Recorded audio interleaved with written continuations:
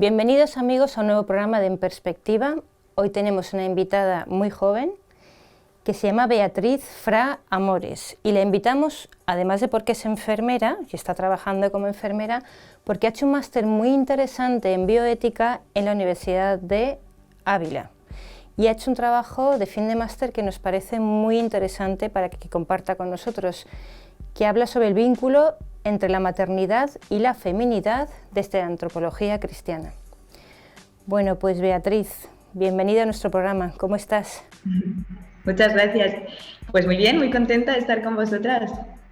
Qué bien, pues nosotros también muy contentas y sobre todo porque es tu máster es novedoso porque desde el punto de vista de la antropología cristiana no se ven tantos trabajos universitarios, ¿no?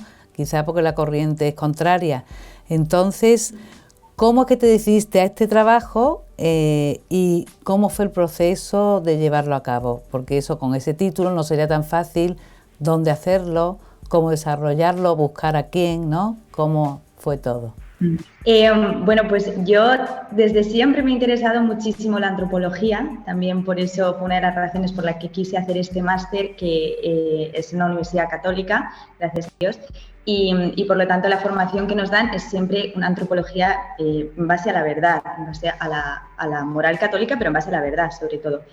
Y entonces yo siempre quería hacer algo que sobre todo que me ayudara a mí en mi vida personal y que fuera interesante, ¿no? Entonces siempre me ha apasionado mucho todo el tema de la feminidad, siempre me he leído muchos libros sobre feminidad, bueno, sí, me he interesado en investigar sobre este tema y justo, bueno, pues había una profesora que se especializa, tiene una cátedra dentro de esta universidad en mujer y pues estaba yo dándole vueltas a ver cómo podía hacerlo y es que siempre me ha llamado mucho la atención cómo las mujeres ahora mismo, ¿no? Mis compañeras de trabajo, mis amigas, mis compañeras en la universidad, yo no estudié en una universidad católica, rechazan la vocación a la maternidad, que para mí es algo como tan natural, ¿no? Y como tan inscrito en la mujer, o sea, para mí va de la mano, ¿no? Yo desde pequeña he jugado a ser mamá, o sea, no sé, todo, ¿no? Siempre está relacionado mujer y maternidad para mí. Y claro, como ver cómo es tan común que ahora las mujeres no quieran ser madre, lo digan tan abiertamente, lo rechacen. Yo, siendo enfermera, además, pues que a veces bajamos a pediatría, ¿no? O sea, como, no sé, una situación que casi me parece como artificial, ¿no? Y incluso un día, yendo a trabajar en el tranvía, vi una mujer una chica, que sería de mi edad, estaba leyendo un libro que literalmente se llamaba así, ¿no? Ya no quiero ser madre, ¿no? Argumentos en contra de que la maternidad va unida al ser mujer. Y claro, yo ya me empecé a plantear, ¿no? Es que quizá no tiene nada que ver, ¿no? Y como realmente tiene alguna consecuencia para la mujer no ser madre, o, ¿no? Como plantearme este tema. Y bueno, pues intenté hacer el trabajo.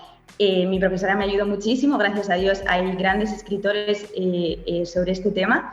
La Iglesia es una madre impresionante que ha hablado muchísimo y ha defendido muchísimo a la mujer, la verdad de la mujer y la verdad de la maternidad.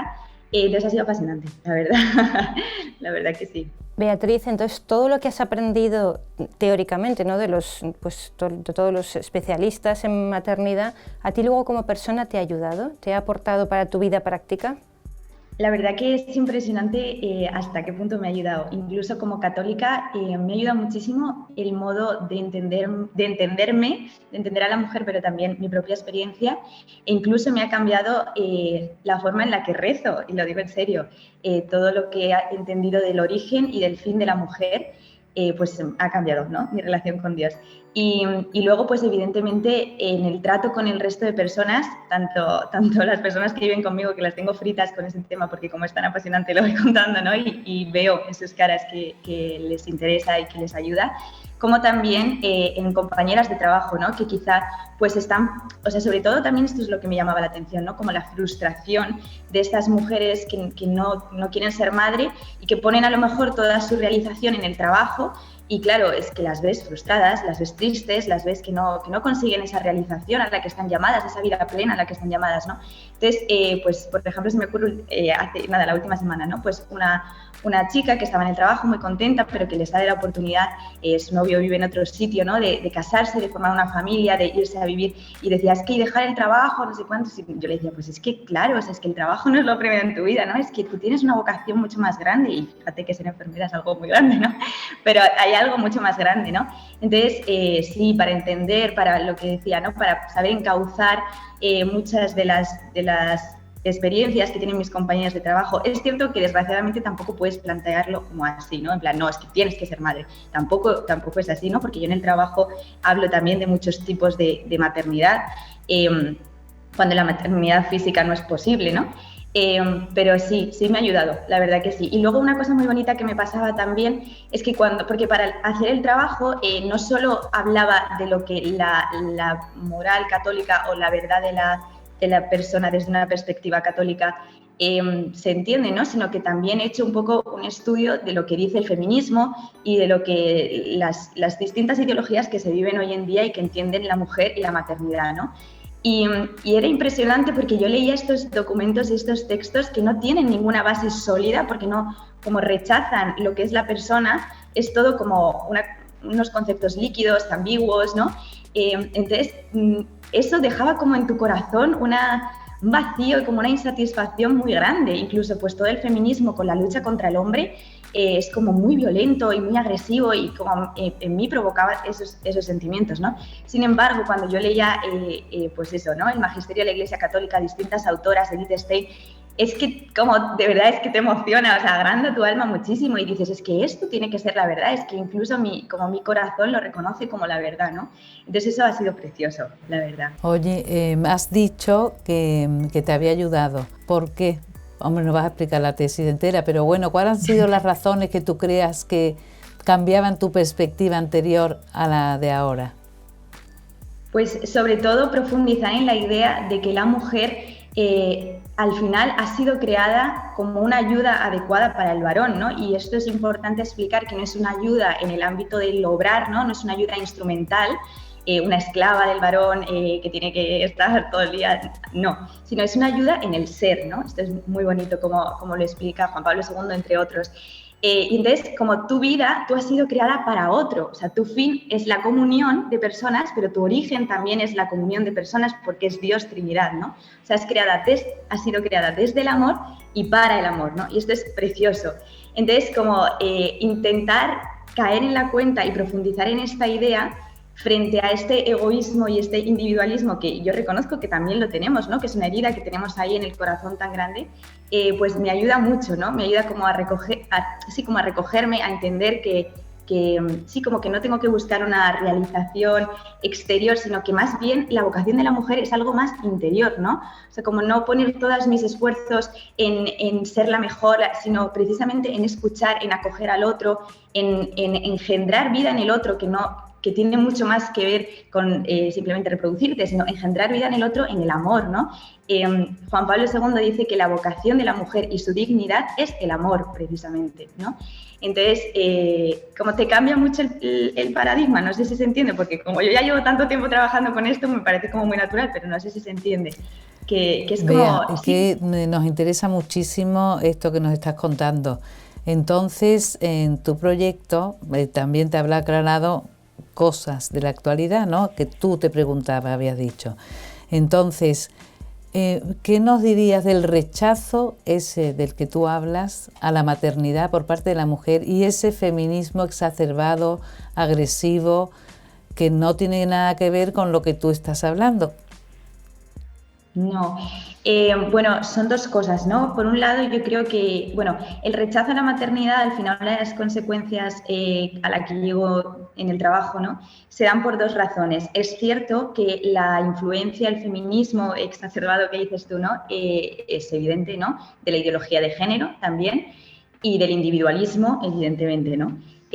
pero también es cierto que responde mucho a una falta o un deseo a un miedo, perdón, por decirlo mejor, ¿no? A un miedo de control, ¿no? Parece como que de repente quedarme embarazada como trastoca todos los planes de ser la mejor mujer del mundo, la mejor, en mi caso, ¿no? Enfermera del mundo, como tener vacaciones, tener tiempo, bueno, vosotras lo sabréis mejor que yo, ¿no? Parece como que tienes que morir a ti misma, a tu parte. Bueno, hay una autora que habla mucho del equilibrio entre la parte erótica de la mujer, erótica en cuanto a su yo más femenino, ¿no? A su belleza, a su tranquilidad, a su amor a sí mismo, que en una parte es bueno, siempre que está ordenado y es correcto, ¿no?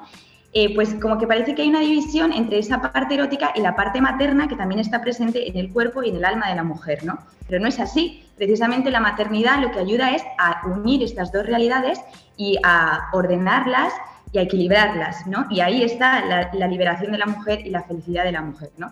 Entonces, yo creo que ese rechazo a la sociedad, ese rechazo a la maternidad, por una parte, es como ese miedo a lo desconocido, a esa falta de control, a esa falta de mi libertad, ¿no? Entre comillas, que ahora está como puesta en el top de los tops de la gente, ¿no? En la prioridad de la gente. Y luego, por otro lado, evidentemente, ese odio que hay frente a la familia, o sea, claramente, ¿no? Yo cuando leía a las autoras feministas, tienen un discurso totalmente similar, por no decir igual, ¿no? Que el discurso marxista, que es, o sea, de hecho, muchos autores hablan del feminismo como el neomarxismo, ¿no?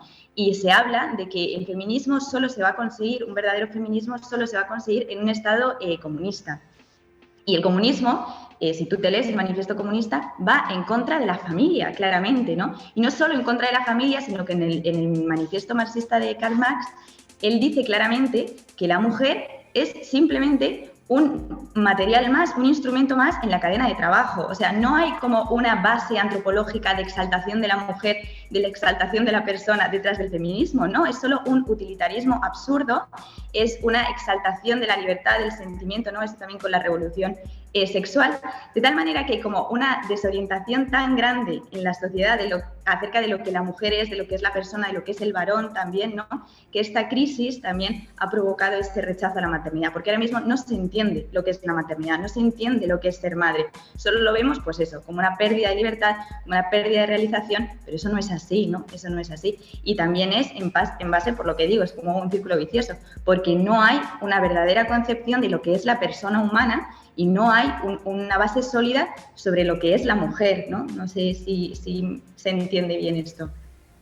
Pero eso entonces tiene muchas consecuencias, porque según me estás contando, si yo vivo respecto a este feminismo que quiero conseguir mi libertad con mi éxito profesional, con no tener ataduras de familia, y al mismo tiempo eso me va a llevar a ser un eslabón más de una cadena de trabajo, no me va a llevar a realizarme como persona, es un fracaso interior, ¿no? Muy fuerte. ¿Qué consecuencias tiene todo este rechazo para la mujer? Bueno, pues es o sea, un gran gol que nos han metido a las mujeres, ¿no? Y que ahí se ve, de hecho, es impresionante porque la tasa de suicidios de la mujer, muchos tienen que ver con todo el tema de la esterilidad y de la frustración en el trabajo, ¿no? De hecho, el consumo de ansiolíticos, de antidepresivos, bueno, además yo que soy enfermera, ¿no? Lo veo claramente. Todas las mujeres que ingresan, yo soy enfermera en una UCI, todas las mujeres, bueno, el 97% de las mujeres que ingresan en la unidad de cuidados intensivos en la que yo trabajo, toman ansiolíticos y toman antidepresivos.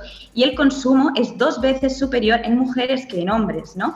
Entonces, es llamativo. Es verdad que también responde un poco a la psicología de la mujer, pero es llamativo, ¿no? Como la sensación y la experiencia de las mujeres, también lo digo en el máster, ¿no? Que viven esta falsa realización y esta falsa libertad, no es una consecuencia, no es la felicidad, ¿no? Y una vida plena, sino todo lo contrario, mucha más frustración, ¿no? Y luego entra todo el tema de que pues ya deciden ser madres con unas edades elevadas y tienen que caer en terapias de reproducción artificial. En fin, es todo como una bola, ¿no? Cada vez se va haciendo más grande. ¿Qué consecuencias tiene para la mujer? Muchísimas, ¿no? Lo primero es la frustración que digo, la sensación de no estar realizada. O sea, es que incluso hasta tu propio cuerpo se queda frustrado porque es que tu cuerpo está creado para acoger la vida, ¿no? O sea, tu ritmo hormonal, todo en ti está organizado en función de los días que eres fértil y eres infértil. Todo está organizado así porque es lo natural en la mujer, ¿no? Hay un autor también, un psiquiatra, que habla mucho de las consecuencias de una mala maternidad vivida, ¿no? Una mala vivencia de la maternidad. Y habla incluso de estilos de crianza de madres, porque son madres que como están frustradas al final deciden tener un hijo, pero entonces ya no lo viven bien porque lo están haciendo un poco como último recurso, y eso provoca heridas muy grandes. ¿En qué? En el varón y en los hijos, evidentemente, ¿no? O sea, también yo creo que es importante ver cómo en la sociedad, y esa es una de las líneas que me queda que me gustaría seguir investigando, ¿no? Pero que no pude hacer en el máster, cómo afecta todo esto al varón, ¿no? Y es muy gráfico cómo la mujer ha perdido como su sitio, y al estar desplazada de lo que ella realmente es, ha desplazado al varón de tal manera que la crisis de masculinidad que vivimos hoy en día también es bastante importante, ¿no? Ya no se sabe lo que es el hombre tampoco, y no se sabe el papel que tiene el hombre dentro de la familia, no estamos ahí como, ¿no? Pues eso, una crisis al final de la sociedad, ¿no? Que también es otra de las consecuencias. La crisis de la maternidad, en la maternidad es donde está el origen de la persona, provoca una crisis de la persona y por lo tanto una crisis de la sociedad, ¿no? Que yo creo que no hay que hablar mucho para darnos cuenta de qué es lo que estamos viviendo. Como no hay referentes de madre, que es el que me da el amor gratuito, no, las personas estamos como...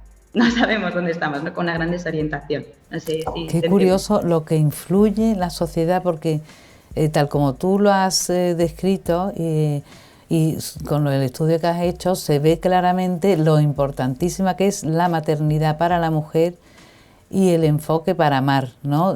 Como muy importante. Y qué curioso que esto llega a triunfar en la sociedad cuando el marxismo lo que propone es una alienación de la mujer en realidad, ¿no? Entonces, ¿qué feminidad, qué aporta la maternidad a la feminidad bien entendida? Pues al final la mujer tiene una llamada al amor, igual que la tiene el varón, ¿no? Pero la tiene de una manera, pues, original y singular y concreta, ¿no? Distinta a la del varón, mejor, peor, no, distinta, complementaria, ¿no? Y el instrumento que nosotras tenemos para vivir esa vocación al amor es la maternidad. De tal manera que la maternidad, la mayor, como es el mejor instrumento que Dios ha puesto en las mujeres para poder cumplir con el fin para el que han sido creadas, que es amar, ¿no? Es crear esa comunión de la que hablábamos, ¿no? Entonces, yo creo que la maternidad lo que ha venido a aportar a la feminidad es, uno, conocer su origen, ¿no? Porque cuando uno, pues en Eva se ve, por ejemplo, ¿no? Eva, que es la madre de los vivientes, es la primera mujer. Y desde el mismo origen de la persona en el Génesis, la creación de la mujer está vinculada al mandato de Dios de multiplicaos, creced, ¿no? Multiplicaos, ordenad y someted todos los seres creados, ¿no? Entonces, primero le ayuda a eso, a conocer su origen. También cuando la niña nace, el tener un referente en la mujer, eso le ayuda también a ver, claro, yo veo al varón que es distinto a mí, entonces no entiendo mucho, y cuando yo veo a la mujer, a mi madre, ¿no? Pues ya entiendo, yo soy como ella, yo tengo que ser como ella, ¿no? Pero eso solo es si tengo una madre. Si no tengo una madre, no tengo esa referencia. Yo sé que soy distinta al varón, pero no tengo con qué asociarme, ¿no? No tengo un referente para vivirlo. Pues por eso digo, ¿no? La maternidad ayuda a conocer el origen del que he sido creado, y también un origen metafísico, ¿no? Lo que hablábamos de que estamos creados desde la comunión y para la comunión. Mi origen es el amor, porque el fruto de mi persona es el amor de mi padre y mi madre, pero es que también mi origen es el amor de Dios en la Trinidad, que son comunión de personas, ¿no? También.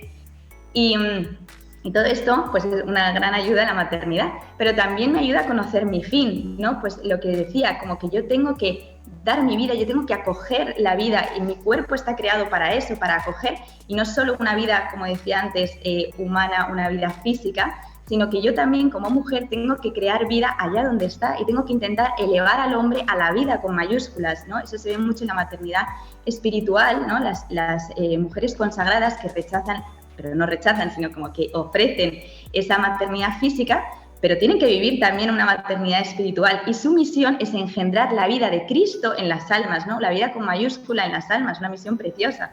Entonces me ayuda a eso, como a cumplir mi fin, este fin de comunión al que he sido creada. Me ayuda a responder a ese deseo de comunión que yo tengo, ¿no? bueno, o sea, es al final el mejor instrumento que tiene la mujer para poder vivir la vocación al amor a la que ha sido creada, como he dicho antes, ¿no? Hay una autora que también dice, ¿no?, que habla que es la misma diferencia que hay cuando una casa se convierte en morada, se convierte en hogar, es lo que produce la maternidad en la mujer, ¿no? Como pasas de ser, pues eso, una morada de la vida, ¿no? Como acoger la vida. No sé si se entiende este ejemplo. Entonces, hablando de lo que es la maternidad, estar abierto a la vida, acoger la vida, hoy en día los anticonceptivos, toda esta facilidad que tenemos para frenarlo, ¿no? ¿Qué papel tienen y cómo influyen luego en la mujer? Pues los anticonceptivos al final es un poco lo que he comentado antes, ¿no?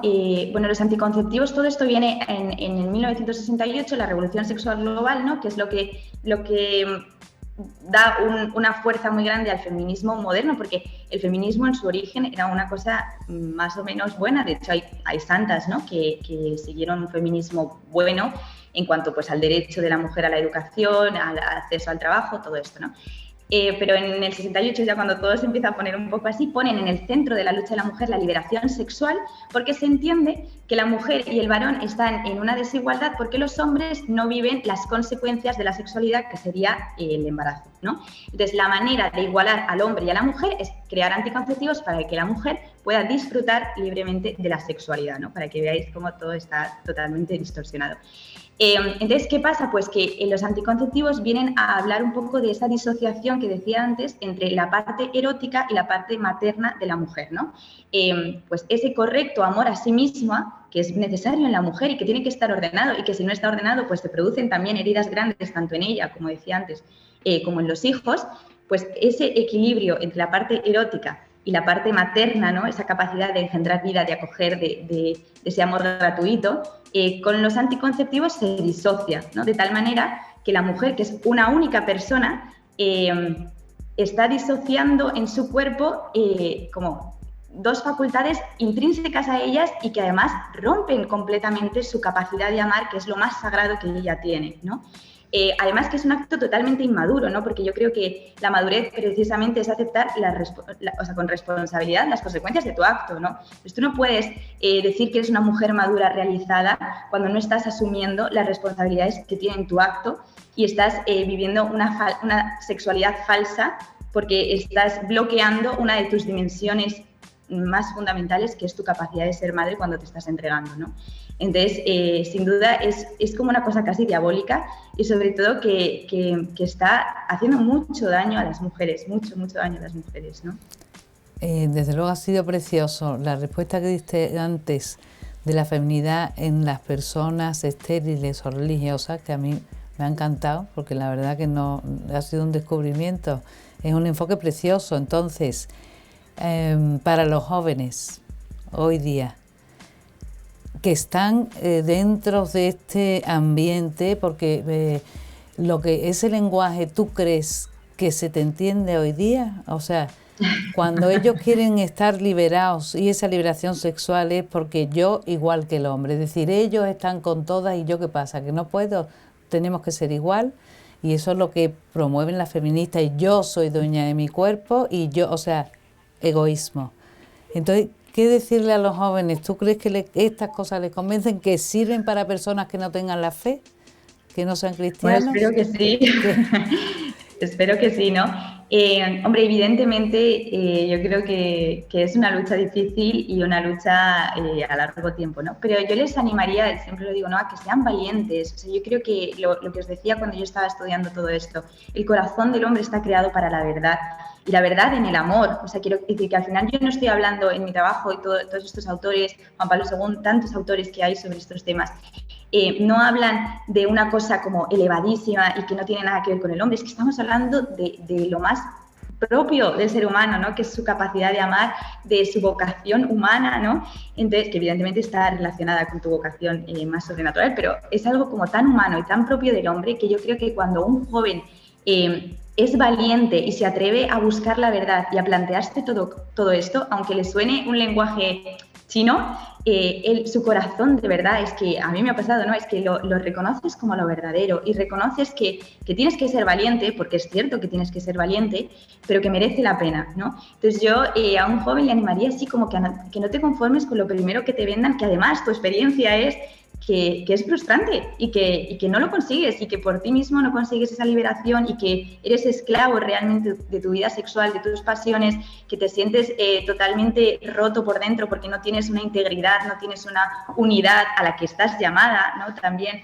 Entonces, yo sí que les animaría a que sean valientes y que busquen la verdad inscrita en sus corazones, ¿no? Que por eso también he querido hacer este trabajo desde la antropología y desde el personalismo, porque son experiencias originarias que están inscritas en el corazón del hombre, ¿no? Que eso es lo precioso, que es que Dios ha dejado esa huella en el corazón del hombre, ¿no?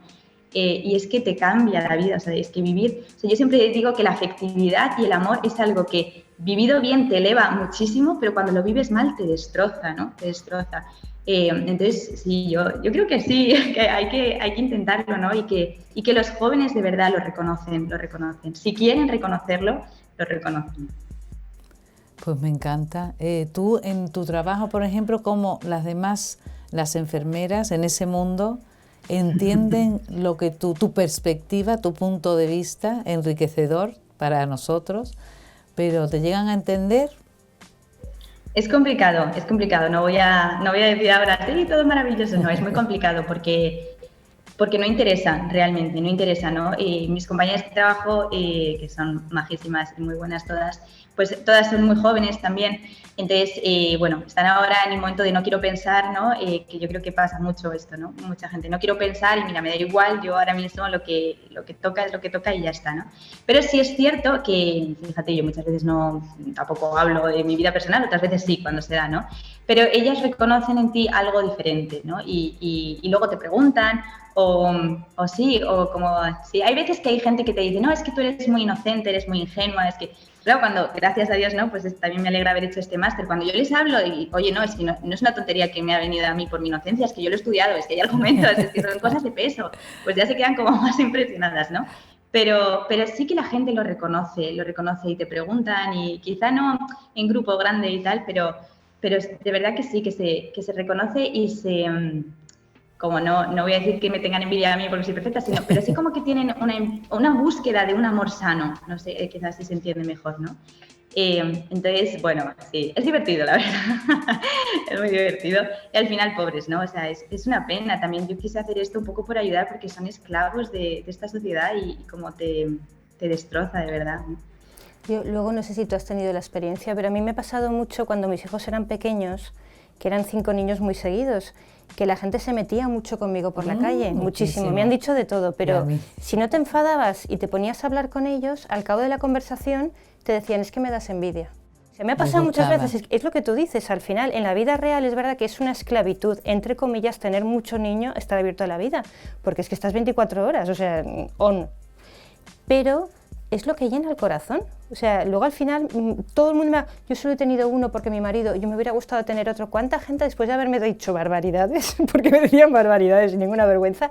Es lo que tú dices, en el fondo del corazón de todas las mujeres y hombres que me han ido parando, porque me han dicho también, es eso, en el fondo te doy la enhorabuena y ojalá yo hubiera sido valiente. O sea, que todo lo que tú nos estás explicando es la realidad. Entonces, si te parece, nos queda ya muy poquito tiempo, danos un mensaje último ya de ánimo a la sociedad y ya de despedida. Nada, un poco lo que he dicho, ¿no? Que ánimo, que hay que ser valientes y sobre todo que no nos conformemos con amores que no dan la felicidad, ¿no? Con amores que acaban en el cubo de basura y que sobre todo que nos abajan, ¿no? Que hemos sido creados para un amor con mayúsculas, ¿no? Que hemos sido creados para la comunión, que no estamos solos y nuestra liberación no viene solos. Entonces, que nos abramos a la vida, que nos abramos al amor, que al final es Dios, pero que nos abramos a esa llamada que tenemos en el corazón todos de un amor grande, porque existe y Dios ha dejado en las mujeres concretamente, que es una preciosidad la vocación de la mujer, un instrumento maravilloso que es la maternidad, aunque no sea fácil, ¿no? Como bien decís, pero que merece la pena sin duda, ¿no? Nadie que yo conozca hasta ahora se arrepiente de los hijos que ha tenido, ¿no? Entonces, bueno, pues que mucho ánimo y adelante. Pues nada, nos quedamos con este mensaje positivo de poner de verdad en nuestras vidas ese amor profundo, y las mujeres buscar la parte, o sea, la feminidad bien entendida, que busquemos y que nuestra vida sea fruto del amor y para el amor. Y nada, mucho ánimo y bueno, saber que se va contracorriente, no pasa nada, porque es lo mejor que podemos aportar, así que a las mujeres amar y ánimo. Pues muchas gracias, Bea. Nada, gracias a vosotras. Y bueno, nos quedamos con eso, que es un tema muy candente hoy día, pero que merece la pena, la maternidad y abrirse a la vida. Hasta el próximo programa. Hasta luego, muchas gracias.